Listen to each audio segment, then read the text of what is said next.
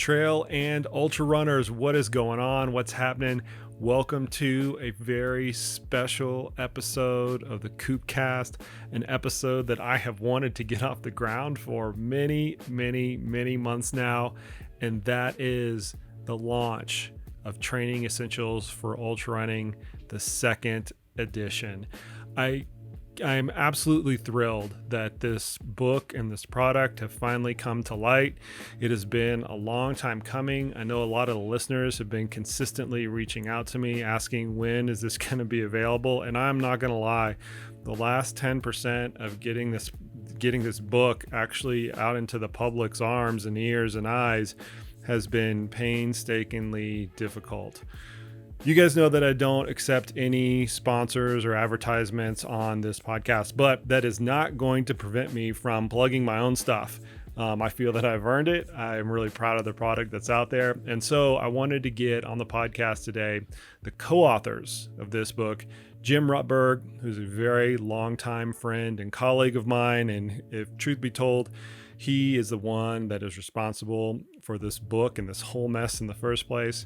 And a new co-author of the book, one of my coaching colleagues, Corinne Malcolm. I wanted to get them on the podcast to really describe how the book really unfolded from a content perspective and what you all, the listeners, can expect if you do happen to go and buy it.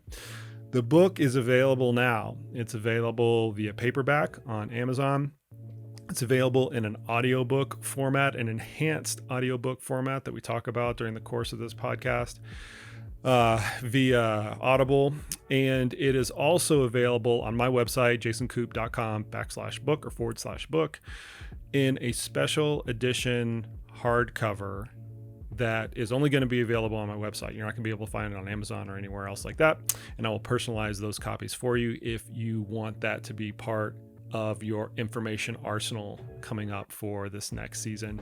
I had a revelation just a couple of days ago when I was proofing the book that I finally have come around to the understanding that this could be a title that sticks around for 20 or 30 years. It really could be something that we see future iterations of.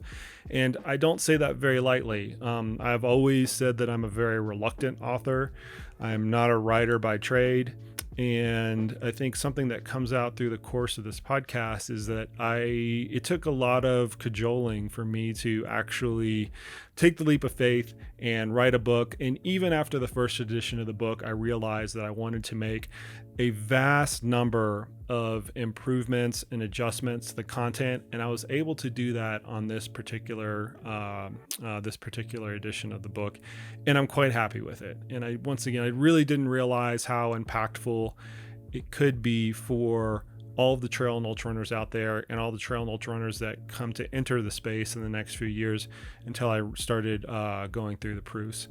So I hope the listeners, you guys go and check the book out. In an effort of full disclosure, we recorded this podcast, and I'm kind of laughing because of how old it is. We recorded this podcast just after all the production for the book and the audiobook were done. So we made references to things that happened in the middle of the summer, and it's just taken me this long to finally get the thing out in the public. So that's the reason for a little bit of the delay there, but the book's out, people. Go and check it out. I'm very appreciative of all the support that I've received from everybody throughout the course of the years and throughout the course of producing this actual book. Here it is, the preview of Training Essentials for Ultra Running, second edition, with the co-authors of the book, Jim Rutberg and Corinne Malcolm. No one has written a book like this to make money. Okay, let's start out with that, Ruddy. So I'm gonna go back to the genesis of all of this, way before I actually even did Corinne, right? So, I've mentioned multiple times, and it's actually in the audiobook now that I'm thinking about it, in the introduction, that I was kind of a really reluctant author. Part of that reluctancy is the fact that I'm not a writer. Some of that reluctancy is I didn't feel that I was an expert. Some of that reluctancy has to do with just my own internal insecurities and things like that. And that's neither here nor there. But the more salient point to what we just mentioned is I knew the space wasn't that big. And I remember very distinctly going to VeloPress, who was the publisher for the first book, who we'd worked with on a number of publications before, who was on board with the project. You got them on board before you got me on board, I think, Ruddy. Um, I had to get you at least interested. I wasn't going to go to them with something that I knew that I couldn't deliver. But it was a little bit of playing the two off of you. It's like, hey, I've got Jason interested, and here's what we want to do. And then I had to come to you, and you're like, hey, VeloPress is kind of interested in this, and get you interested in it as well. So I was kind of playing both sides. Well, I guess my point with that is I remember going to VeloPress and like first thinking, you're really going to support this because they got to make money. Like, they need to be a profitable company. They're not doing that at charity. I remember going to them and going, here's the size of the audience. I had the stats, right? The audience at the time was like 100,000, 140,000 people or something like that. You know what fraction of people you could probably sell to, run the math. Does it work out? And they were like, yeah, we can make this work. And I was flabbergasted at how easy they came to that answer. I'm like, you're telling me if you sell this many copies, it's profitable for you to put all of this horsepower behind producing a book. They have to find editors and illustrators and copy editors and pay me and blah blah blah blah blah blah. And then they pulled like the ace out of the deck of cards. They said, well, industry wide, 80% of authors don't make anything more than their advance, meaning they pay you the advance, and 80% of the authors out there, that's all they get. They don't see one dime of the royalty. But that's my dog's squeaky toy, by the way, for those of you that are wondering that are listening. That will continue to happen throughout this podcast because this is going to be a loosey goosey one. But but my point with that is 80% of the authors don't make more than royalties back. But across all of the books that we had produced at the time, and including Training Essentials for Ultrarunning #1, which, Ruddy, you had a hand in every single one, they all have made way more than just their advance back. And I haven't. but but that was by design. People used to ask me all the time, like, aren't you making royalties off the books you wrote with Chris and Jason? And at the time, I was a full-time employee. Yeah. So I always looked at it and said, look, I would much rather make my salary than rely on royalties that may or may not ever appear. Royalties from publishing ultrarunning training books, Yeah, which is like the smallest niche of all. Like, I'll take my paycheck every 2 weeks. Thank you. And I still agree that was the right thing to do. Yeah, it's great that the books have done well enough that we've seen some royalties from them. But that, as I've said to Jason and other people in this space who wanted to write books within endurance sports and things like that, nobody in this space is doing it for the money. You have to be. Yeah. There needs to be a different reason to write the book, and I think everyone's agreed with me in terms of understanding that my thing with books has always been, it is a great opportunity to present a subject matter in its entirety, so you can cover it from A to Z in one big idea and get it into somebody's hands so that they can digest it from A to Z, as opposed to, we've all written articles and done smaller bits and pieces. The book is what gives you the ability to really give people everything at once. Well, and one of the things that I kind of continue to like fall back on in this whole proposition, because you're right, nobody's going to become a zillionaire writing a book. Corinne, I know this was like your first foray into it. I think I was very obvious from the get-go that we're not gonna retire off into the sunset after this is published. We'll do okay. Don't I have all the confidence in the world that that's going to be the case. But this is not going to be retirement money. Nobody's going to be buying a yacht or anything like that. And you were cool with that, Corinne. You were cool with coming on board with the project knowing that you're not going to be a millionaire afterwards. I agreed to it despite the the hazardous work conditions that is book writing. So let's add to the complexity then, because I want to tell the whole story of how it came to be in its current format. So when I produced the first edition of the book with VeloPress, once again, they're a company, they got to make money, and I wanted to do all this cool shit. Like, of course, like I'm gonna dive into it, and like any ultra runner's mindset, I'm gonna dive into it full force, like with reckless abandon, and train 200 miles a week in the same whatever book equivalent there is there. um, and they said, no, no, no, no, no, no, hold on.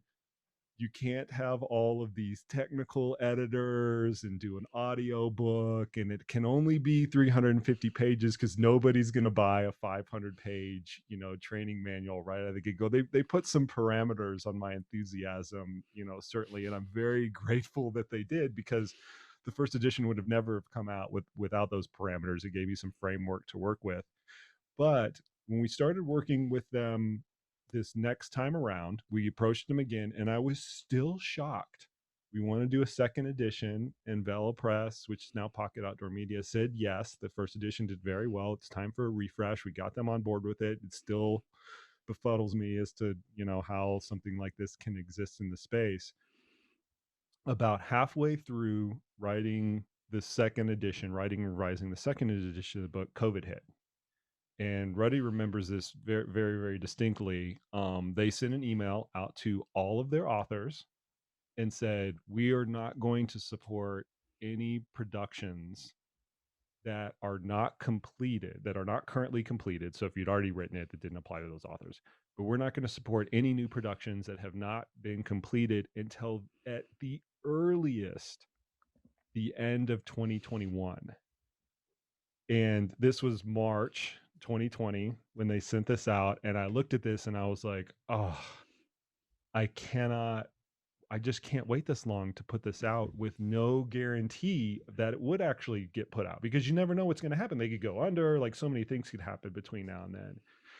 And so I made the decision right then and there that I was going to acquire the rights to the book. And so I contacted them. I said, hey, listen, I want to acquire the rights to the book. They were very gracious in negotiating that deal. I worked with Ruddy to kind of get that. But then it became its own monster, because I had no restrictions. I could do whatever I wanted to. Part of that was bringing you on board in a bigger capacity, Corinne, which they were on board from the get-go, but I had a little bit more leeway with it. Part of it was actually recording an audiobook. I'm gonna play a little sample of that in the middle of this podcast at a poignant part. It's not your part, Corinne. It's another part. You're extremely scared. And then part of it was making the book just bigger, having more content to it. And I feel that now we've all kind of seen it now. It's almost too much. Ruddy's laughing his ass off. We created a monster. Is it too much, Ruddy? I don't know that it's too much, but I can't change it. So. Yeah. We can't go back. We've created a monster. But again, if you go back to the very beginning, and the purpose or the rationale for doing it in the first place was we wanted to produce, or we saw the opportunity to produce, a benchmark book within the ultra running space. And the three of us, we've all been around coaching long enough to know that there are benchmark books in other endurance sports and in other strength sports and everything else. We had the unique opportunity, because of ultra running's development, that there really wasn't a benchmark book out there. And it's pretty rare that you have the opportunity anymore. Pretty rare that you have the opportunity to create something like that wasn't there. So, the first one was a complete work, I believe, and this one is an expanded one, not because we just wanted to hear ourselves speak, so to speak, but we were getting questions about the things that were added to the book. It wasn't that they were, hey, we just wanted to hear ourselves talk more. Right. We wanted to come up with some more esoteric, things that nobody cared about. The material that is new for the book are all things that came up in the speaking engagements that you did, in podcast responses, in podcasts that you produced, all of those kind of that feedback that we got after the book, which is again part of why you write a book. It's something that it's a platform from which you can go out and speak to audiences, and you have an idea that you can present, and you have something you can interact with, and that they can come to a speaking engagement and have a conversation with you at that point. You know, you mentioned something that I'm going to go back to is this benchmark book thing. I've told you this before. I had a hard time like wrapping my head around that because that's kind of a tall order. We mentioned in the interview that is in the audio book that that I had these books that I leaned on, like The Lore of Running, like Jeff Galloway's training program, like Better Training for Distance Runners, like these things that I had kind of like used as coaching manuals for myself. And when you initially said those words during the first edition of the book, that was like super intimidating to say that like fuck, I'm gonna like have to. I was putting myself to have to live up to that level of standard, right? To that standard of all of those other benchmark books that I had used. And time will tell whether or not this book and the next edition of this book and the third edition and the fourth edition and however many editions it goes to um, time will tell whether that is ultimately going to be the case, whether it is a reference book for forever. But just the concept of it, I had a really hard time wrapping my head around because of the enormity of that statement. Yeah, but that that's the nature of, I mean, ironically, that's the nature of coaching. I mean, we're our job as coaches is to help athletes to figure out or discover that they can do more than they think they can, or that they're capable of doing something that they are intimidated by, or that they have potential that they haven't recognized yet. So you didn't have to realize that you could do it. I had to realize you could do it. And I was pretty confident that I knew that you had the subject matter, the domain expertise to do it. We had no idea going into it whether the writing component was there. Um, and That's still up for debate. well, thankfully, I mean, you did a lot more of the tremendously more of the actual writing in the first edition than in the previous books that I worked on. So, and that was great, because it was less that I had to do, honestly.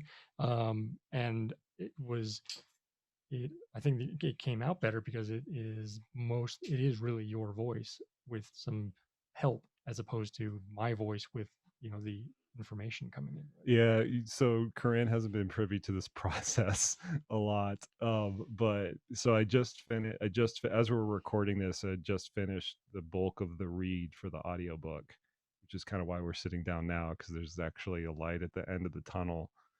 Um, there's pieces that I wrote from scratch that I read. There are pieces that Ruddy initially wrote that we rewrote together that I read. There are pieces that Corinne had written and then we rewrote and I read. There's a piece that Sarah Scazzaro wrote and then Ruddy and I revised and I read. By far, the easiest one for me to read were the ones that I wrote myself. The other ones were complete clusterfucks. Like, I mean, just every other word was like I just like I don't. This isn't like it's not that it's like fake or anything like that, but it definitely was really challenging because even though I had a big hand in the rest of the content, I didn't originally write it. It was a hard thing to do, way harder than I thought it was. Well, when we started and you asked kind of like how to get started or how to do the first one, I was I didn't know it's such a rookie thing. How do I start this book? well, I I mean, think I wrote the intro. yeah, Right? because we had to write the That's right. We needed proposal and pre-sale everything, materials. and I think my kind of simple advice was write like you speak. Yeah, I mean, yeah. how would you tell somebody this information verbally, and just do that in writing, and it usually is going to work out pretty well. Um, if anything, the chapters that had more of a hand in were probably, and I felt bad while I was listening to you read it too, because I recognized like, oh wow, I made this more complicated than than it needed to be, or that it's hard to read because of the way I wrote it. Because I don't do those speaking engagements, and I don't do as much of the verbal delivery of those of books and of content. So I'm used to just seeing things on paper. And when you're reading something in your head, you can use words that you can't really pronounce. Yeah. I'm so thankful that the outtakes are obliterated because the way that they're recorded is when you flub it, you literally record over the flub, like actually record over the flub. So there's no B-roll. Maybe 2VL. 2VL's the audio engineer who's great at what he does, by the way. Maybe he has a hidden stash of them that he'll release into the wild at some point, but I don't think they'll get out. Um, let's kind of pivot a little bit to what's new, right? Because I'm really psyched about some of the new things that you mentioned, Ruddy. The genesis of the new things was really the feedback we were getting from the community and the lessons learned kind of from the first book. Not that there's anything wrong with it, but we realized that it was very incomplete, right? Being a first edition, we wanted to blend this. The audience isn't really used to this type of content. It was the first time a technical book like this had been written. We were trying to blend that with having high quality content, scientific content, and a lot of times that's a hard balance to strike, Corinne, as you know from your articles with I Run Far. One of the key things that I was very thankful that I was insistent on from the get-go is I wanted a woman co-author, and I wanted her to be able to write sections of the book in her own voice, meaning it's not me actually writing it, it's whoever we choose to do it. And this is a choice at the time, right? I came up with the concept first, wanted a woman, I wanted to write some women's specific sections, but I wanted it to not be in my voice. I wanted it to be in this other person's voice, so the women who were reading it about women's specific stuff could really identify it. And there was no better choice for that I have in my database or any other person's database, to be honest with you, than the newest co-author to the collaboration here, which is Corinne Malcolm.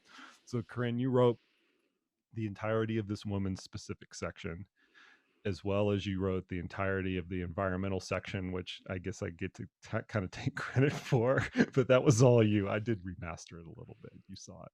But what I want to know what your experience was like, because I approached you with a kind of a really specific, hey, we want these two sections. And I was really insistent about this section needs to be in your voice, and this other section, we're going to try to remaster so that it fits kind of the flow of the book. Reflecting on it, what did you think about that whole process? Yeah, it was a funky process because there was a couple like I've written like some mini sections too that are kind of like smattered throughout the book. And Yeah. so and I knew the women's section would be in my voice, and so it's easy to write in my voice, and I had to learn how to be a ghostwriter on the fly, trying to keep Jason Koop's voice in my head. So I kind of envision it like, how people have like an angel and a devil on their shoulders telling them to do things or not do things. That I had my own little Jason Koop on my shoulder, and I'd be like, "What? How would Jason say this?" Which one? What shoulder was So on what side? The angel side or the I devil don't side? know if it's the angel side or the devil side. Probably Depends if it depends was on the day. before or after coffee. Yeah, before or after coffee, how late I was on a deadline, whatever that might have been like. But it was really interesting because, I really enjoy science writing and I enjoy taking these complex topics and trying to make them understandable for everyone. And do that every month in my column for I Run Far. And so I got to write on topics that I was really familiar with as well. My educational background is in environmental physiology. So, basically got to regurgitate stuff that I've said over and over again. But other sections I had to learn more about periodically. And I thought that was, it's always a fun learning process to pull the latest literature, make sure you're not making anything up. Um, to keep it, I think I told you it had to be interesting and as factually accurate as possible while still being Mm. like not simple but concise. Um, and it's hard to be accurate and like at the appropriate level of explanation. Like you have to choose what you leave out and what you leave in. It's like teaching middle school math where you're like, we'll teach you the other way to do this in a couple of years. So trying to keep it factual while being an engaging, interesting, digestible topic is often a big struggle with some of these scientific categories.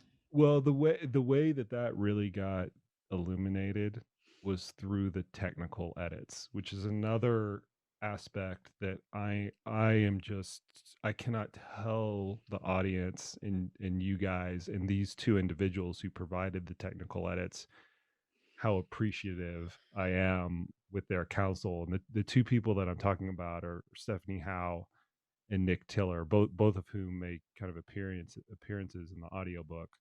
But they went through the entire manuscript, went through every single citation, made sure that those citations were accurately portraying the research that they were referencing, and really took things through a fine-tooth comb, and they elevated the level of content within the book, the level of accuracy that the information is presented on. And to your point, Corinne, part of the pain point is presenting these technical topics with that level of accuracy that people can also understand. I'm just through the moon with how that actually played out at the end of the day, because from where Nick took the first crack of the book, I gave him what I thought was a pretty good and complete copy.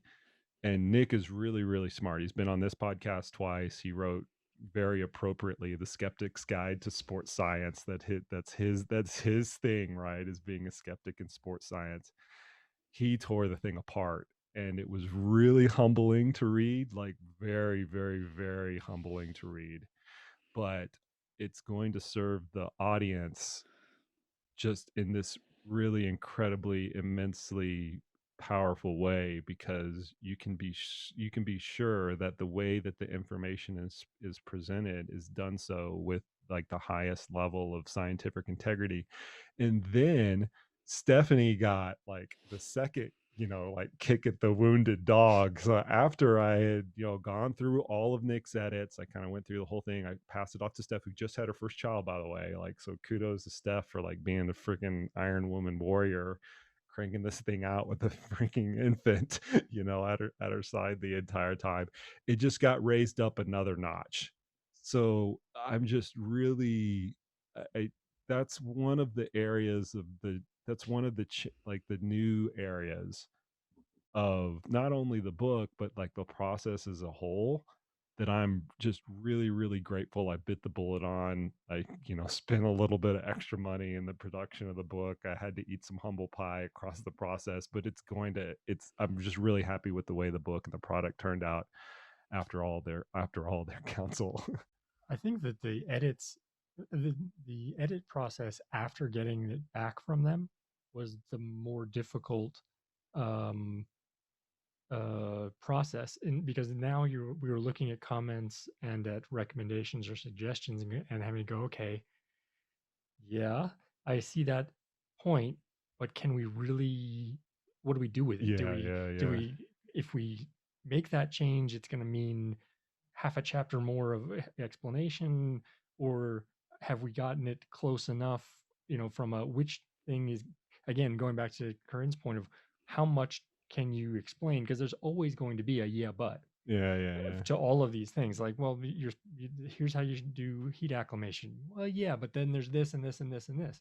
So there's always going to have to be that decision point of where's the stopping point of this is how we're going to say it, and how we're going to leave it. I think the what I call the logical extensions of the research that we have to do a lot in coaching. I mean, we have to look at sports science research and then make it applicable to athletes, tell them, hey, go out and run 2 hours or go strength train or kind of whatever. We're taking that research that's done in a very clinical setting and applying it to people in the real world. But the bigger extensions of that research, one of the things that I think is kind of clear throughout the book is when we're actually taking those. Mm. The research says this. Here's what you can extrapolate from that. Here's how you can apply it to your day-to-day training. The mental skills chapter in particular, which is the next thing that I kind of wanted to transition to, is a really good example of that, where all of the research it's kind of fractured, and it really doesn't have a lot of like really compelling evidence in terms of, if you do this, you will improve by 10%, which the physiological research does, right? You go through this interval training protocol before, after your VO2 max is up by 5%, right? There's a lot of that type of research in physiology. and psychology, there's not. And you have to take these bigger extensions of the research. And I think one of the ways that kind of like came through was presenting the landscape of all of the research and what different practitioners do, and then laying it out to an athlete in a periodized manner. Like I like the not to give too much of the, you know, farm away or anything like that, might result in like two fewer book sales. But part of the narrative of that mental skills chapter is you should be periodizing your mental skills in the same context as your training. And I just once again, it was just one of those things that I'm just really happy it all kind of like it kind of came together like that. But the gist of it is we had to create a lot of logical extensions of the research in that area in particular, which is fine. That's the way it has to happen. Okay, I want to get to the next area that's new, which I'm super stoked about, and is the audio book. So, Ruddy, what's the length total right now when we left this recording studio a couple days ago? Was it yesterday? A couple days ago. Okay. Well, let's put it this way: with the raw edit, the 2VL had to figure out how to go beyond 24 hours. I forgot about that. And it was the first time in his career that the session reached the limit of the software, and all of a sudden it just stopped. And he's looking at it like, I don't exactly know what happened. And we wait a couple minutes and everything else. He goes, oh, I think that it has a maximum of 24 hours. We just have to start a new session. But it is the first time in his career that he had reached that problem. The true Ultrarunning style right there. We broke the software, like we broke the software duration capacity. Now, granted, that was the unedited, version. There are plenty of big breaks in there, and it'll get shorter in editing and things, but not that much shorter. So We're looking at 20 hours roughly. I think we're 20 to 24 hours once it gets all like kind of edited down. We don't know exactly what the number is, but it's about 3x that of actual studio time, just to give the listeners some perspective. So 20 hours is 60 hours in a booth, 6,000 F-bombs from yours truly that will never get released, hopefully. Corinne had probably a few dozen in the ones that she read. But so first off, there's an audiobook. Go check it on Audible or wherever everybody catches that these days. I'm really Such happy a good sell. Yeah, I know, right? Really strong. Once again, really strong we've already sell, Koop.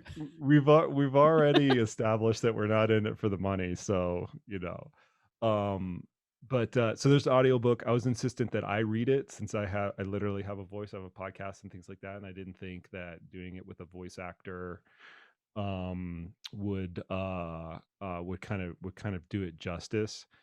We used the audiobook as part of the editing process, which is really cool. That was some advice that my late friend David Clark gave me, who actually recorded his final audiobook before he passed away in the same studio that we were recording. The audiobook is dedicated to him.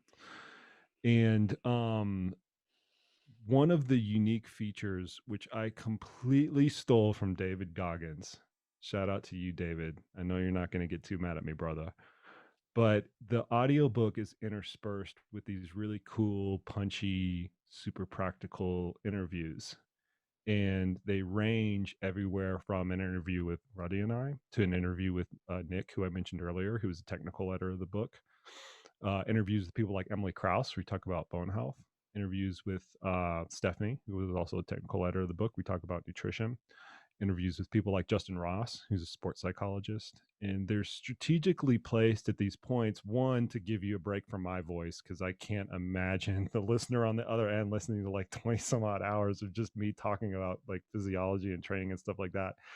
But it really ties together the practical elements that people are going to take the contents of this book and do something with them. To your first point, Ruddy, right? They're going to listen to this and say, okay, I'm going to go run XYZ hours tomorrow. So I'm going to really quickly play what some of that sounds like. This is an interview with Nick Tiller, and I can't remember offhand which one this actually is. This is showing my audio engineering inadequacies right here. But if you can imagine, I'm reading the book, and all of a sudden we take what I call a break in the read. It all kind of starts out the same way, and this is what it sounds like. Okay, we are going to take another quick break in the read right here. And this time it is with Nick Tiller, PhD, who is a technical advisor on the book. And more important for this discussion, he's the author of The Skeptic's Guide to Sports Science, Confronting Myths of the Health and Fitness Industry. Nick, I want to talk about something that is rife in the ultramarathon world, something that is related to the weighted vest section I just read, and that is using anecdote to drive training practice. We just went over one of the techniques found in ultrarunning that has been popularized predominantly by anecdote, and that is the use of weighted vests. Okay, so you can imagine that like every hour or so, some like really cool punchy interview like that. And just to give 2VL some credit, that audio for that hasn't quite been mastered and gone through all of his magic that he does, which is why it's a little electronically sounding for people who have particularly sensitive ears. But the whole book has these sprinkled in them with like almost like you're sprinkling in salt or sprinkles on a cupcake or something like that. And I think they add like the perfect like spice and texture to the whole thing that just ties a lot of the topics together. And I'm just super happy with how it turned out.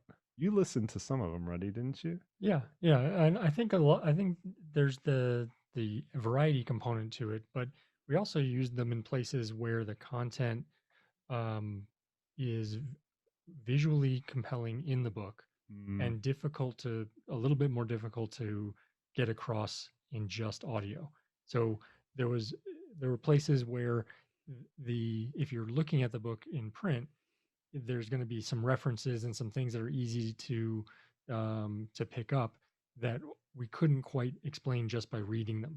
So bringing somebody in to talk a little bit more about it in a slightly different detail help to illustrate those points that you're going to get if you're reading the book um, in print, but are a little bit harder to convey in just straight audio. It's hard to describe a graph. Yeah. Well, you've got this U curve, and at the bottom of the U curve, it's kind of squiggly. And then what that means is, you're right. We literally replaced some of the visuals with audio interviews. Now, go ahead, Corinne.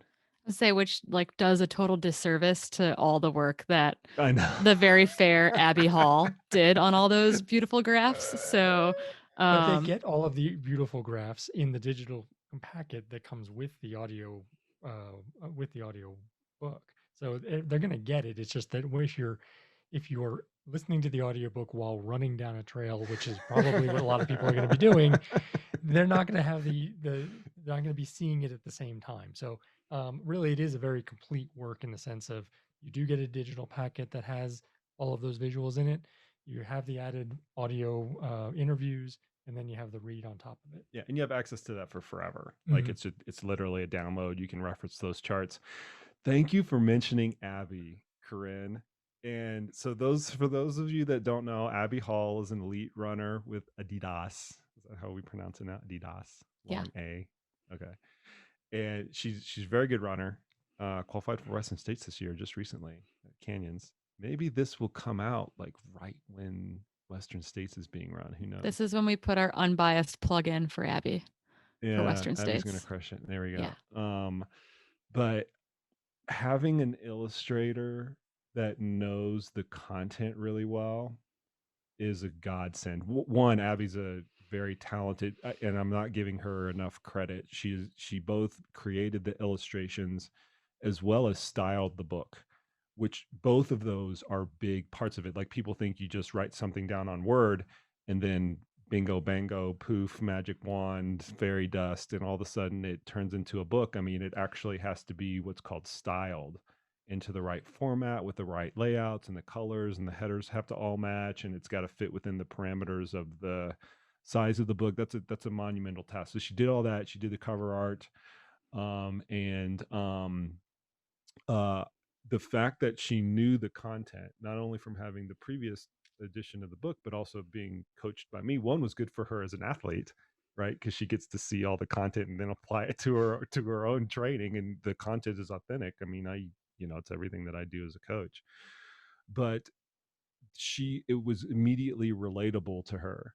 So we could come up with an illustration on nutrition and take this in at 1 hour and take this in at 2 hours and take this in at 3 hours. She's like, oh, okay, I would know how to visually create like an infographic style illustration for exactly this, because that's how I would want to see it as a runner. Which, so anyway, that part was Yeah. awesome. She took our Well, very terrible illustrations and made God. them and charts, like really confusing flow charts, and made them palatable, more than palatable. Like we owe Abby so much in that sense, because our terrible like printer paper whiteboard scribbles like were brought to life by Abby. Well, there were 3 flavors of this, right? Go ahead, Reddy. the first version of that, and I will not forget this, is Jason in your old office in the CTS headquarters, Yeah. and the whiteboard, and it was the stick figure Oh yeah. graphic Yeah. with, it was sort of this 3x size, so that you could do you have like protractors and Mhm. getting the angles right and everything else, and we're making it on the whiteboard, taking photos of it, making the changes. It was like doing the animation of this Yeah. stick figure to get all of the angles right, and like it then and on the first edition, one of the issues was that we were handing it off to developers who didn't necessarily know all of the ins and outs of what the illustrations were that they were getting, and Yeah. then we ended up with a couple of problems here and there. Not that the end point was poor, but took a lot more back and Yeah, forth yeah. to get it right, because we would get things back and be like, yeah, that doesn't look right. Yeah. And I have to go back and back and back to the illustrators, where it was definitely more streamlined with Abby. That illustration that you just mentioned, Ruddy, I think the audience will appreciate how this came to light. So not only was there's this monstrosity of electrical tape and protractors and things drawn in the margin on my whiteboard, but the illustration that we're talking about, I don't know the number right off the top of my head, but it has 4 stick figures that compare running on level ground, running uphill, running downhill, and walking, all in this representation to demonstrate how the joint segment angles are different in all of those forms of locomotion at the same point, which we determined was going to be foot strike and toe off, right? So we're trying to calibrate all of those. There's no singular research paper that actually does that. So what I did is I think that there were 4 or 5 different papers that I pulled all together to try to create these 3D six. Makes me sound like I work at Pixar or something like that. It's very much not the case. To create these stick figures, these very rudimentary stick figures that I then calibrated literally with a protractor, because the paper did not have illustrations. It's not like I'm alchemizing illustrations from research papers. I'm alchemizing the data from those different research papers. Okay, this knee angle is at this degree. So I take that, I draw it out on the whiteboard, measure it with the protractor, tape over it with electrical tape. And I would repeat that for every single joint angle across all 4 of those modalities. It was like at least 5 or 7 days worth of work just to put that one illustration together. And Nick's comment on that after he reviewed it was, "That's pretty cool." And that made me feel so good. Like after Nick gets done trashing me for like 14 chapters or whatever, just like the 4 little words, this is actually pretty cool. So I was like, oh, look at that. All that work actually kind of paid off. But so the long and the short of it is, shout out to Abby Hall, who's the illustrator. Very fortunate that she came on board with this process. She did a fantastic job. And the fact that it's all relatable to her is great. I think that's another one of the things I didn't think about. All this content is by endurance athletes, right? I mean, it's all, we kind of own it. We're endurance athletes. We're invested in the sport. We, if we don't get it right, it's all our faults. But we should know what we're doing, I guess, is what I'm saying. A lot of times when you work with a publisher, and once again, I think we're both, Rodney and I, are very fortunate that we could initially work with VeloPress on this. But one of the problems with the publisher is they don't know the space well enough to be able to provide like guidance on certain parts of the content, I guess, is what I'm trying to communicate. I don't know that I would necessarily agree with that. I think that especially so I've had the opportunity to work with some of the larger sort of mass market publishers as well as VeloPress.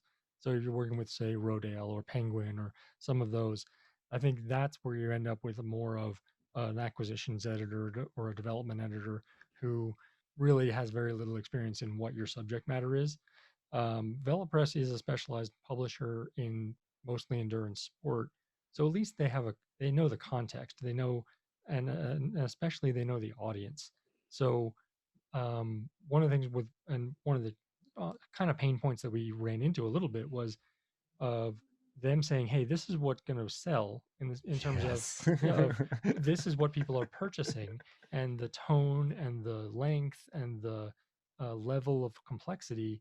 And then that was, there's a push and pull there all the time Yeah. between I want it to be more technical. Well, it needs to be a little bit more mainstream, and you're pushing and pulling on and trying to find the right balance there.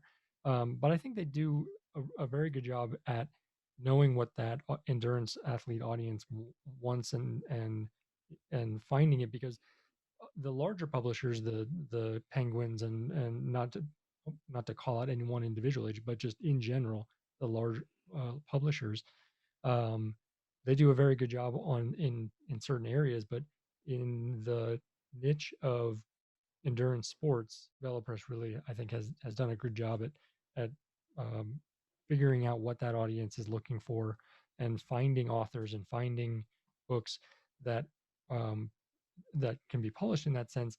Not only that, but they, you know, I guess I'm somewhat loyal to VeloPress in the sense that they support their titles Yeah. long term. 100%. Some of the other books 100%. that are in there, whether it's the Time Crunch Cyclist and Time Crunch Triathlete, or Joe Friel's books with Training Bible and the Training and Racing with a Power Meter, if those books had been published by one of the very big mainstream publishers, they would have been published once and been Yeah. done.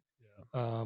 But because of the way that VeloPress, because of their philosophy, they support that back catalog very, very well, so that endurance athletes can purchase those books for long term. Well, the big publishers, not to get too, nitty gritty with the publishing industry, because nobody cares, but it's my podcast. I can talk about whatever I want to. The big the big publishers, they're like at the casino.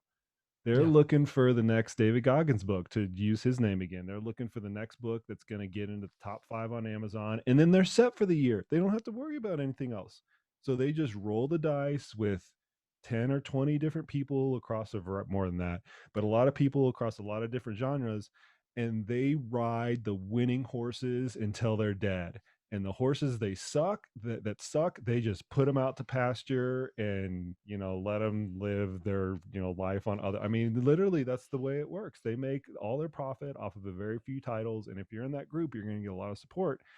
But if you're not, it's kind of like me, like you need some marketing money for this. I don't know. I don't know if we could. I don't know if we could do this. You're ranking on Amazon's in the 100,000s. Like, it's just a really really rough industry. Right, and then you go back to your early statement about 80% of the books don't make more than their royalty or their advance money. Well, that's part of the reason, is that Right. you essentially write the book, they put it out, you get about 3 weeks worth of marketing to see whether or not it's going to catch or not, and if it doesn't, you're pretty much done. And if it does, then they kind of shuttle the money behind it. Um, and that's just sort of the way that market is. So some of the smaller publishers, I think, are finding ways to kind of beat that system a little bit, and then the self-publishing world is beating that system or changing that system as well. So I think, if anything, this environment and you going from sort of a specialty publisher and then going to self-publishing is the way that things are progressing for um, books that wouldn't otherwise get the level of support that they need in order to exist. Corinne, does this make you want to write your own book? All this banter about not making any money, it's a shit ton of work, your publishers don't want to support you. It's definitely not a strong sell. Let's put it that way. My one of my younger brothers is a self-publishing, like, Oh, yeah, young that's adult right. fiction author, and he just like loves it and like does his own thing and is having a great time. And I recognize that the things I want to write are like super, super niche. And so it's like, what do you do with that? I don't know. It's You risky. gotta, It's Well, I guess that goes back to a question for Jason, really, is okay, so you wrote the first one basically because I cajoled you into it. That's right. It's all your fault. And then when we're working on the second one, what did you either find that the benefit was for having the book out there? And then, therefore, after the benefit of the first one, what was the incentive then to do the second one? That's a good question. Self-punishment. No, I mean, I really, I, not to like get too egotistical on the thing, but it really resonated with me to continue to have a benchmark book out there. That's once I realized that it has the potential to do so, and I like wholeheartedly believed it. I kind of viewed it as like part of my legacy, Mhm. which is it's hard to say those things in real time because the history books will eventually write your legacy. But I'd be fooling myself if that didn't like cross my brain from time to time.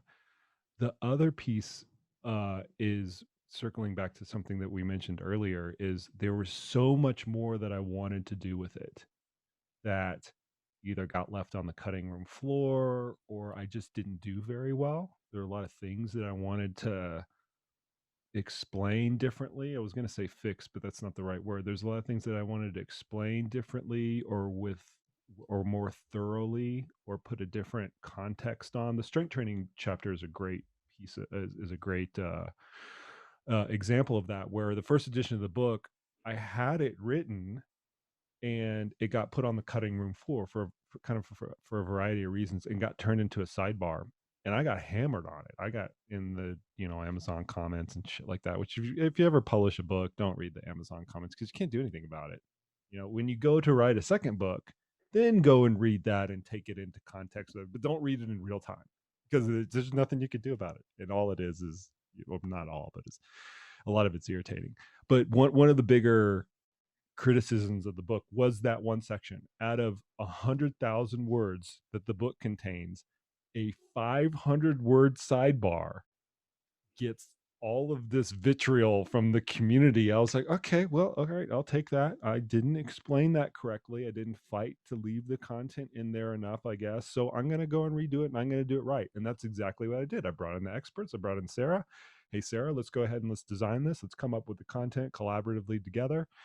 And now there's a whole freaking chapter, which is like 10,000 words from a 500-word sidebar, 10,000 words just on strength training for ultra running, and the sentiment is still the same. So there you go. You don't have to buy the new book just for the strength training chapter because the end result, not the end result, but the end sentiment, I guess, is very similar. It's not the same. We do give a good practical overlay of here's where it can work, here's where it doesn't work, here's what you need to watch out for, and also the implementation side of it. Just like the training side, there are no answers, right? There's no static training program in the book. That's another thing that I don't mind getting hammered on, that because that's an integrity issue from my perspective.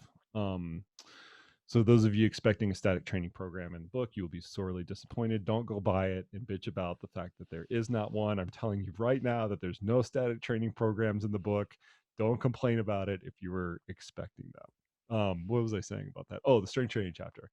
There is, just like the periodization side of things, just like the run periodization side, just like the psychology side of things, there is framework that if you apply a remedial amount of logic and thought to, you can look at it and say, okay, here's how I'm going to design my strength training program.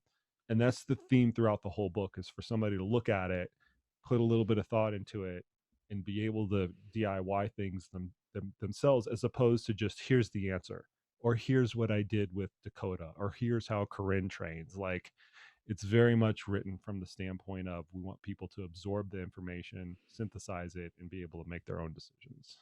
And it's a reference book. I mean, I think that's the reason that nobody, that I, for instance, didn't fight against, hey, we can't get this book to be this long. It can't be 20 Yeah. chapters and whatever. Because when you look at a book like this, um, I don't know that some people are going to read it cover to cover, but if they do, they're also going to skip around, or after the fact, it's like, oh, I remember there was something about strength training.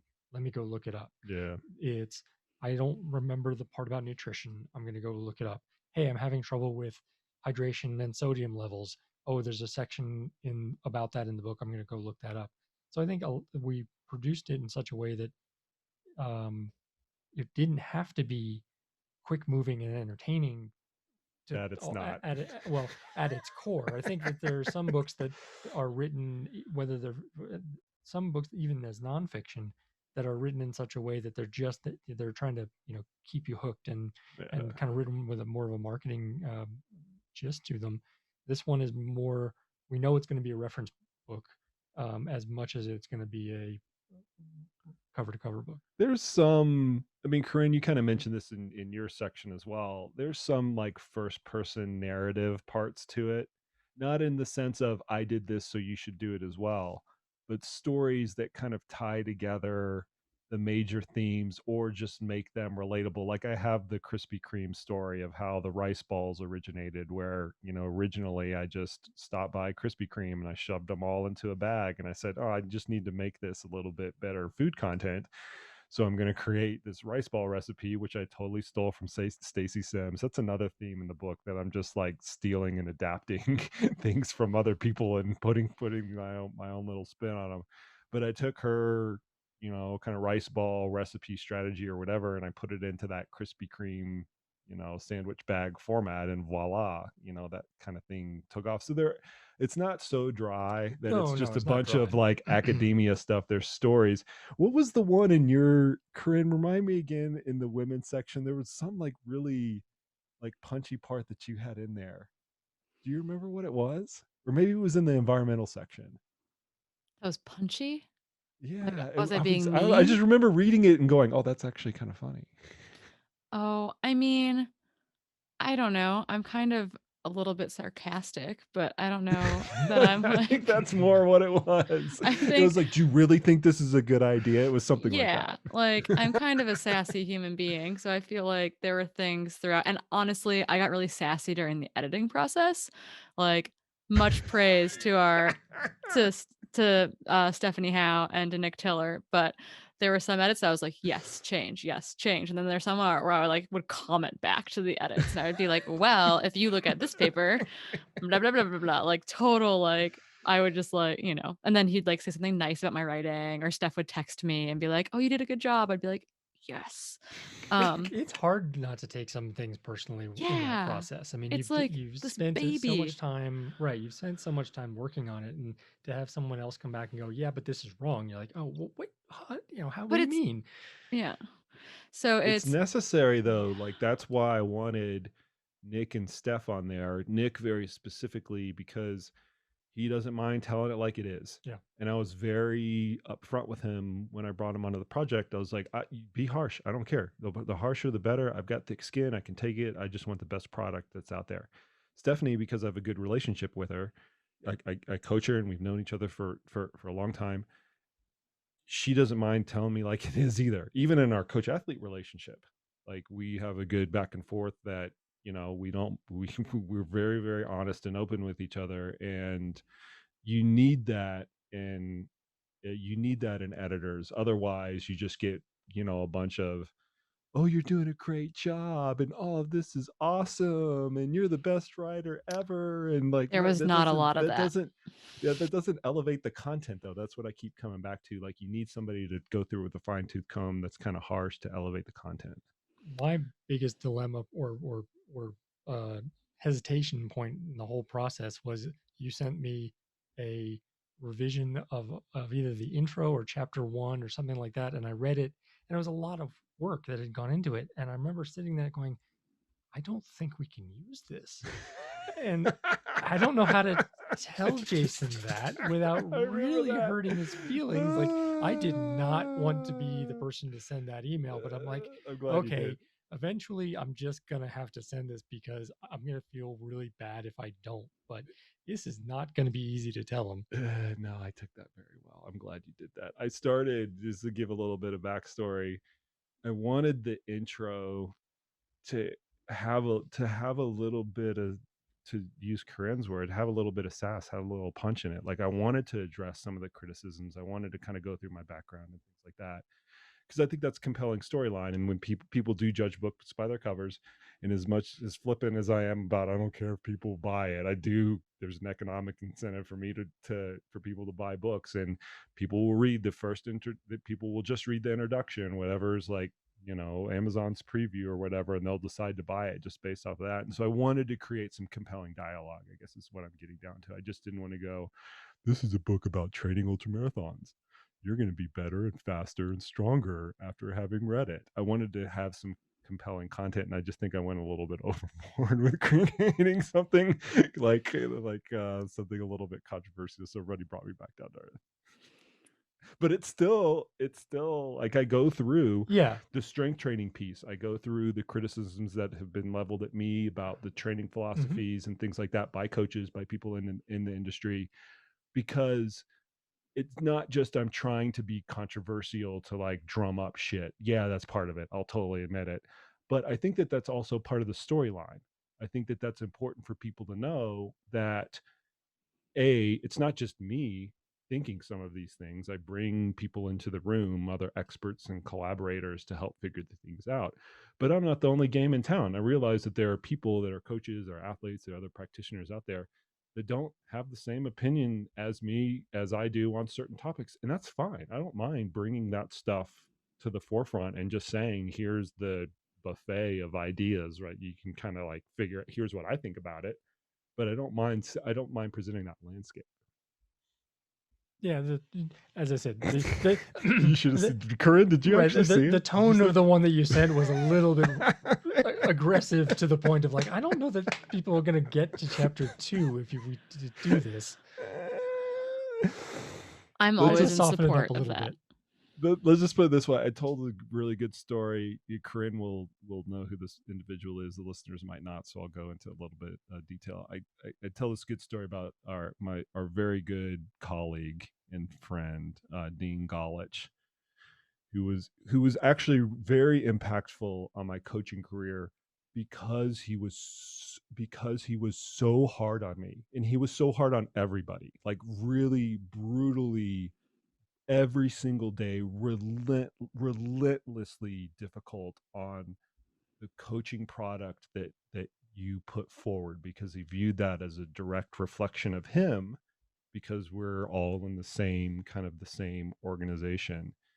And so I used that story as a kind of a formative part of my coaching development, where I didn't have it very easy. I didn't know a whole lot. I didn't come from a PhD level background. I didn't have Ivy League education. I was working in sport groups of which I had no clue. I was a runner, and I was working with cyclists and triathletes. I had no idea about the culture, how the sport worked, or anything like that. I had to freaking learn everything. And every single day I got my ass handed to me by Dean, who would just take me to the woodshed. You don't know what you're talking about. You need to go look this up. This is, dog shit training, like the whole 9 yards. And I went a little bit overboard on painting that picture. But the fact of the matter is that was really formative in my coaching career. Not just Dean, but the whole group of coaches that I initially came into contact with, which I'm still very grateful to have. To have that experience. But you're right, Ruddy. That story was not portrayed very well. Yeah, I mean, you and I came up in an interesting environment. I mean, we're both in that environment with Dean. Interesting environment with JT. I mean, it was a environment where we were relatively very inexperienced in what we were doing, and then there wasn't as much of a in other places, there's a hierarchy that goes, like beginners and middle managers and whatever else. We were dumped in with very, very elite experts. People from experts. A very, very early age. And that was a very formative experience for both of us, because, it was definitely a trial by fire. It was trial by fire. So, Corinne, now we've been through this dialogue privately, but I'll say it publicly. Now you know why I'm so hard on you. I'm not that hard on you anymore, but I was hard on you initially. That's what you told. I was gonna say, I think that it's illustrated by when I was getting hired to be a long-term sub last year. Stella, my one of the dean of faculty, called you up and she wanted to know how I take criticism. And you said nothing anyone says to Corinne will be harsher or meaner than any criticism I've ever given her. And also more honest. I said that too.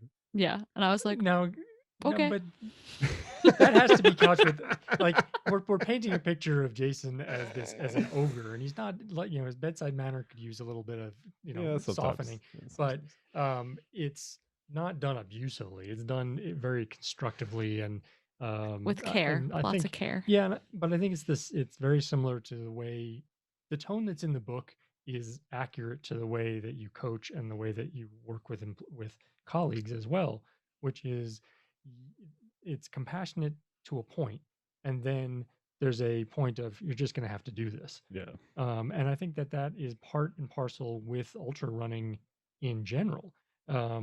There is a lot of compassion that happens out on courses and in training and things like that. But at a certain point, ultra running comes down to either you're going to get this done or you're not. That is 100% correct. I never actually thought about it like that, but that's a pretty darn good analogy. You got to get over the finish line with your own 2 feet.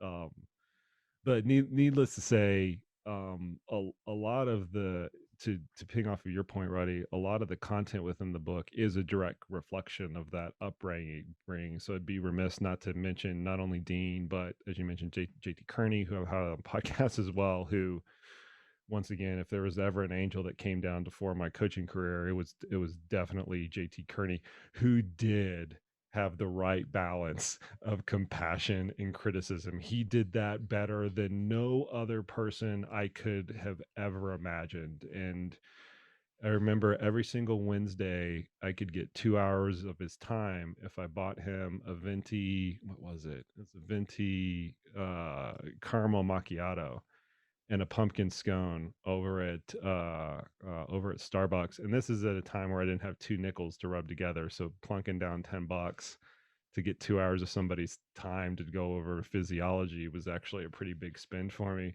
But I did that relentlessly. And every single week when I got that kind of one-on-one time with JT, that made a bigger impact on the entire trajectory of my career as compared to almost anything else that I've ever done. Everything makes a little bit of a difference, but those 3 or 4 years that I get to work with him in that capacity was incredibly formative. So Well, a lot of JT's your experience with Nick and Stephanie, or our experience with Nick and Stephanie, my first version of that was JT ripping apart a manuscript of mine. And like you'd go into those meetings just having to you just had to leave your ego at the door. Yeah. Because if you tried to defend, if you got defensive about it, you were just not, it wasn't going to work out very well for you. And you just had to, and that was in itself a learning process to, to accept constructive criticism that way in editing. And one of the things that I've told coaches who write things, because I think I view my career a lot as trying to help coaches get their messages and voices out there in creating content. One of the things that I tell them often is once you put it out there, it's not yours anymore. Yeah. You can't be next to your article. You can't be next to your book and go, yeah, but this is what I meant. It has to, once it's in their hands, they get to determine what it is and what it means and all of those things. You can't be there, which means that you have to be willing to go through that level of criticism ahead of time and in the editing process, because otherwise you're not going to be happy with what the feedback is when you put it out in the world. That was scary shit to me when I couldn't edit anymore. The first version, when I remember this really distinctly, we were going back and forth with the copy editor. So at that stage of the book, all the content is done. You're just fixing like where the lines are and stuff like that. And I'd found this flub. I can't even remember what it was. It was like something on an axis or something kind of immaterial that I probably should have noticed earlier. And I noticed it, and I started this email to the copy editor. Hey, can you just fix this? This kind of like one last thing. I got distracted. Go figure. I got distracted, and I came back to my computer like 20 or 30 minutes later, And I sent the email, and Casey, the editor, Casey Blaine, shout out to her, the editor at the time, who was working on it. She said, "Oh, we already sent it to the printer." I was like, but no, like, there's no, I can't erase all, however many tens of thousands of copies you're gonna print. This is one thing. It's hard. It's like, oh, we'll fix it in the second printing. Yeah, It's but like, that's God damn it. how many of the great American novels are sitting on somebody's shelf or on somebody's in somebody's computer because they are continually doing that to them and never ever getting them off Yeah, to yeah, somebody. Like as we were saying with 2VL and other people, like you will always be able to find something you're going to change. yeah, At right. some point, you're going to have to kick it over the fence and go, "Yep, this is how it is that I'm going to put it out." Corinne, are you scared? So you've written a lot for I Run Far. It's a website, right? You can catch shit after the fact and go, oh, wait, you got to change this one thing, and it's not that hard of a. That's not that hard of a fix. This is permanent, right? It's not. Well, if the book version is permanent, are you scared to have something permanently erroneous that your It's name is attached to in perpetuity? it's a little intimidating, right? When I write when I write comments, when I write articles for us for CTS or for I Run Far, like there's a comment section, and oftentimes, it's encouraged, at least with I Run Far, that I go back through and I engage with the commenters, which sometimes can be equally daunting, maybe. So I don't know if it's better or worse to not, like, once it's out there in a book, like, I don't have to engage the comment section, so that there's something, like, attractive about that, though, a little bit. You don't have to engage the comment section. I love it. It's the book. All right, so we're gonna sit here. This book is going to be released probably the week that this podcast comes out. Ruddy, what number is this for you? 9? 9. Yeah. Jeez, oh man, I can't imagine that. 9 books. I didn't start out wanting to do this. It just sort of fell into it. And as I said, you and I started out in coaching. You went full force into what kind of personal coaching. I realized relatively early on that I liked not only having the ability to have influence on a larger number of athletes through content as opposed to one-on-one coaching, but I also really liked seeing you and Jim Lehman and Dean Golich and everybody else, that you guys could really focus on coaching and I could focus on getting your voices out and getting the messaging out, because I liked the impact of that. So yeah, one thing led to the other, and here we are. Here we are, 9 books later, 2 By of which, accident, yeah. yeah, by accident, right? This is 2 for me. There's a lot of books we can take credit for now already. We can start our own little publishing house. I've thought about it, but Oh God! but no, I think the nice thing, I think VelaPress is going to they've had a lot of progression or advancement with being outside and everything, Yeah. and Active Pass, and I'm looking forward to, I think that VelaPress is going to really get cranking up again within outside, and I think there are some opportunities not only for some other CTS coaches potentially to have books in there, and other ideas that could run through that, because not everyone's going to be as gung-ho to do self-publishing the way you were. I don't know. I mean, once again, I kind of got forced into it with COVID, Right. right? I mean, they didn't I could have waited, right? I can do whatever I want to, but it definitely forced my hand into it. And I don't know yet. Don't ask me the question if you're thinking about it. I don't know if let's get this one out the door, and then I can think about self-publishing or trying to shop it out to a publisher the next go around. Corinne, you'll have to be involved in that if you want to. I don't know if this process is now like, screw you guys, I'm going home, one and done. Yeah, But did we Corinne, sign a blood pack at some point in time? no, Like a pact that's been put together? it's inherent. Once your name's on it, it's one of the assumptions. But congratulations, first off, Corinne. It's your first book. I know it was special for me. It was special for Ruddy. First time you're gonna get, when you get a galley copy and you see your name in print permanently attached to this, and you're gonna go around to all the local bookstores and realize that none of them give a shit about it, and you're not gonna find it. But it's still pretty. I actually did that. I went to Barnes and Nobles and I tried to find it in places, and it wasn't anywhere. The physical book. It was so depressing. My had been mother pushed used out to to go no to one. bookstores. My mother used to go to bookstores and move the books around so that if it wasn't on the end cap, she would put it on the end cap.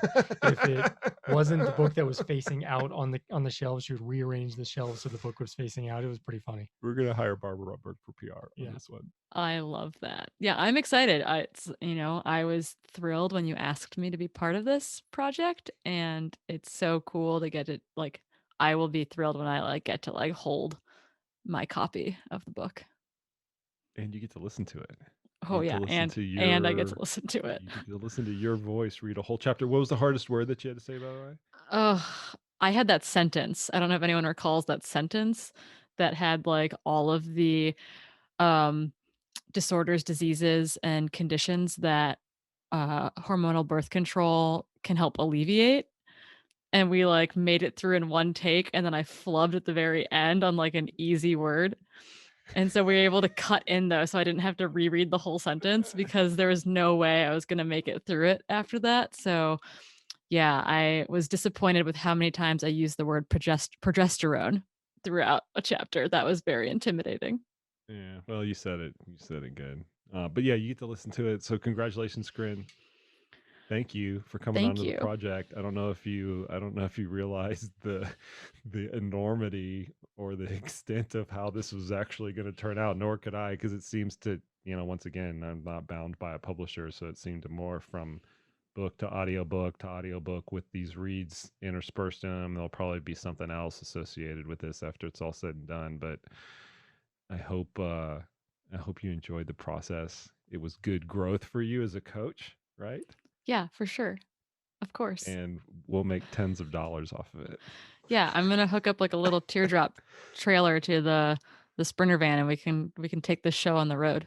Oh my gosh. Well, yeah, maybe when it comes out, the COVID restrictions will be lifted enough to where we can actually do some physical things at run shops and things like that. I enjoyed that a lot with the first edition, going around and doing that. That was really fun. So who knows what comes of it. Ready, number 9 is number 10. Do you have a 10th one coming around? Not currently. I was fortunate in 2020, right at the same time that they were putting the second edition of this book on hold. They greenlighted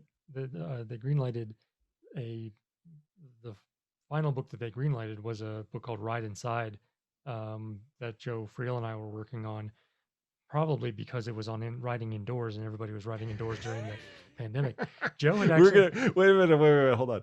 So they kicked me to the curb because they're like, this ultra running thing's not going to work out very well. But let's go ride the Ride Inside horse. We're going to ride that to the very end because we know we can make money on that one. Wait a minute. That book had been in process for 2 years prior to the pandemic. Okay, likely story. And Joe had that book in the works for quite a while. It was actually done in January of 2020. And so it was in that beginning of production. So it was just the last one that they continued working on. So convenient in August. Yeah, so very convenient. Mm-hmm. Maybe I'm going to start the conspiracy theory that you guys engineered the pandemic so everybody had to ride inside and you could sell more books. Instead of selling 10 copies, you could sell 20. Exactly. No, all due respect to Joe. You've worked with some cool authors. And I'm not just saying that because I've worked with you, but you worked with Chris and you had a lot of cool titles with Chris. Mm-hmm. You worked with Joe. Joe's fantastic author, really well respected, one of the most highly respected coaches in the endurance world. Yeah. And then you get to work with lowly little me. You spread the gamut, man. Like you triathlon, cycling, running, shit, dude. Y'all go high. If you guys need a freaking co-author or ghostwriter or go Roddy. He's the most experienced person in the game. Seriously. It's been, as I said, it's been fun. And I like the idea of, one of the things that I've realized over the years is that different coaches or different people in general have their strengths, in the sense that some people, I was talking to another coach actually who he does vlogs and he's really very good at them. And he and I were talking and he said, I can't do what you do. I can't write. Every time I try to write, it comes out terribly, but I can do it on video. And I'm the opposite. I am horrible on video. I'm horrible in front of a camera, but I can write. So it's kind of playing to your strengths and doing the things that you can do. And the with a variety of coaches I've tried over the years. I know that they're smart people. I know that they're really good at their jobs. And if I can help them to get that message out in a way that they might not be willing to do. I mean, if we hadn't done the first edition of this book, you'd still be kind of in your little office coaching a lot of people and doing very well at it, but probably not, sharing that information with as many people as we could have and as we have, because I was able to cajole you into doing something, with a greater reach. Yeah, Corinne, you'll be amazed at the reach. You don't have any concept of it. Like, we're kind of like saying how silly and small the community is or whatever, but because it's silly and small, you'll every single race you go to, you'll have somebody that has your section dog-eared, and you're gonna love it. So, Or it'll be really like, awkward. or it'd be really awkward. No, I think like the moment maybe I'm most proud of so far in my like coaching, writing, running career is that my mom was waiting for me at Michigan Bluff during Western States. I think she was at Michigan Bluff. Maybe she was at the river crossing. Doesn't matter. But someone said like, "Oh, what runner are you waiting for?" And my mom was like, "Oh, I'm waiting for my daughter, Corinne Malcolm." And the person was like, "Oh, I love her articles on I Oh, Run that's Far." so cool. It wasn't like, "Oh yeah, she should be coming soon." It was like, "Oh yeah, I Yeah. really like her articles." Yeah, So the that was the pretty reach cool. the reach is incredible. So you'll dig it. Well, thank you guys. I can't wait for it to hit the shelves or virtual shelves in Amazon, which tend to dominate everything now.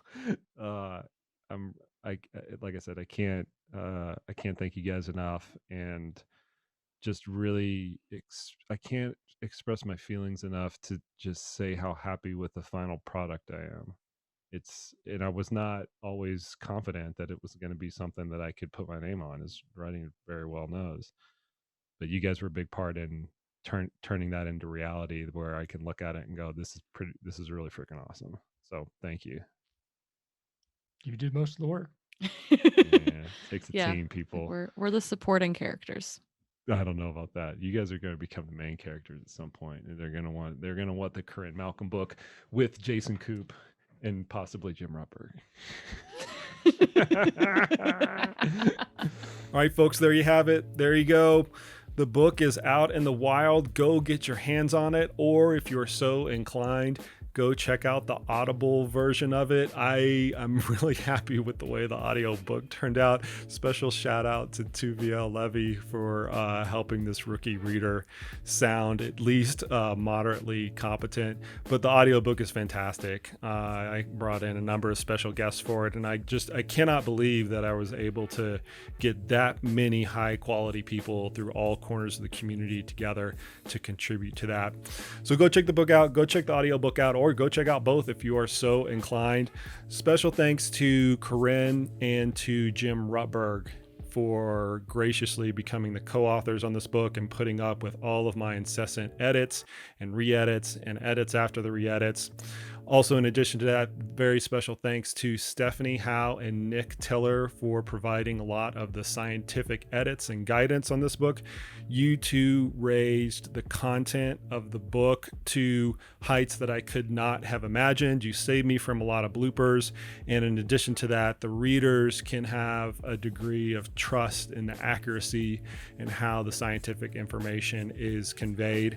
Thanks to Alison Goldstein for providing all of the edits to the books, all the copy edits. That is a very tedious and painstaking job, one that I don't want. But once again, Alison was able to raise the content of the book as well. And thanks to Catherine Etzel, something that doesn't go appreciated enough in books like this is the index. I told Catherine to put a very heavy hand on the index so people could go to the book and actually say, I want to look up something about carbohydrate metabolism or any number of these very scientific topics and go directly to that page. Once again, this book is meant to be a reference manual, and a big part of any reference manual is having a high quality index to which you can go and reference very specific things. So thank you to Catherine for putting that index together. And last but not least, Abby Hall, who did all the illustrations and the styling of the book. Thank you for taking all of these tedious scientific graphs and charts and formatting them into something that is pleasing to the eye and that everybody can understand. I'm immensely grateful to you, Abby, for bringing the book really to life from a visual and palatable perspective. All right, that's it, folks. Appreciate the heck out of all the listeners. And as always, we will see you out on the trails.